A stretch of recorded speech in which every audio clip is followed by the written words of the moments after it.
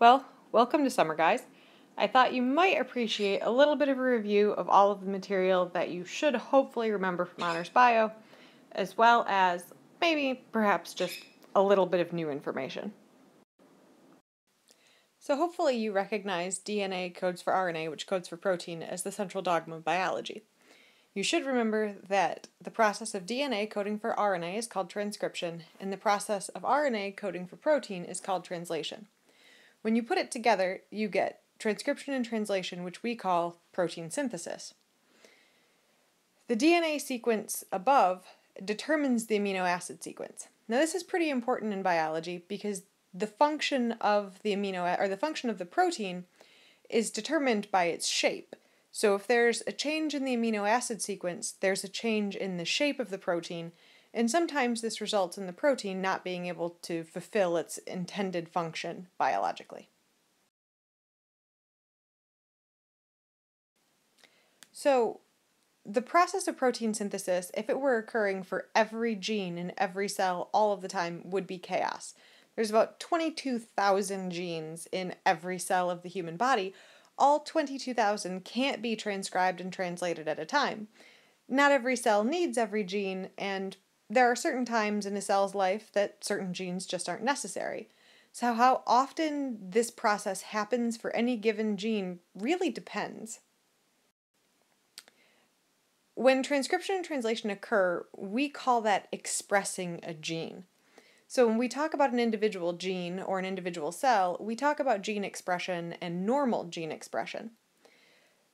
Genes can be turned on, so they can be expressed, or they can be turned off, which means they won't be expressed.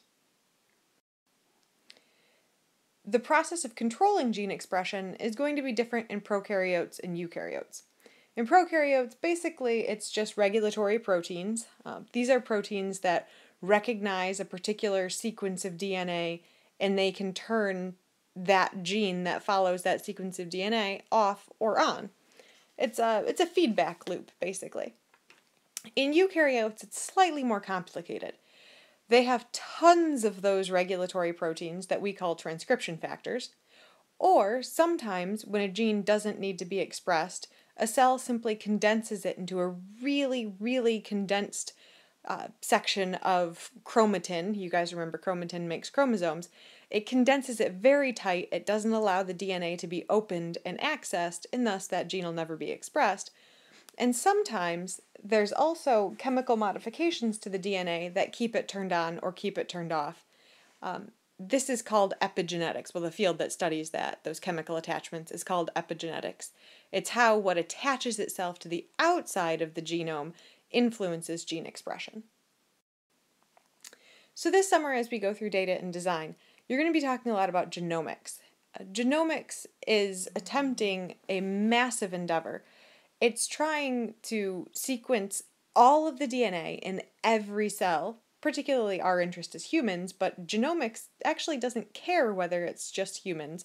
It's every cell in every single organism.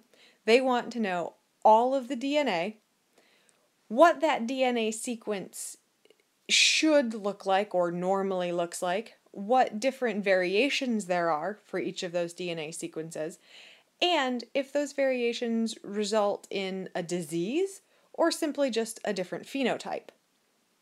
These are huge questions with huge amounts of data. Data in design is hopefully going to help you learn how we're using those DNA sequences, and hopefully you'll then use those DNA sequences yourselves to analyze them, look for differences, look for similarities, and determine relationships between organisms based on their DNA sequences. It's a really cool field. Hopefully this gives you guys a little bit of perspective, kind of an overview of what to expect and how this all fits together. I know it's going to be a lot of data and a lot of information and really a lot of very technical terms. I've designed a few lessons that will, if you follow them as written, familiarize you with the particular vocabulary. It's a very controlled vocabulary. And it'll familiarize you with those words, it'll help you learn how we use them in context, and then it'll allow you to see some of the databases that you're going to be working in over the next few years in AP Seminar and AP Capstone. Good luck, guys. Remember, we're here if you need us.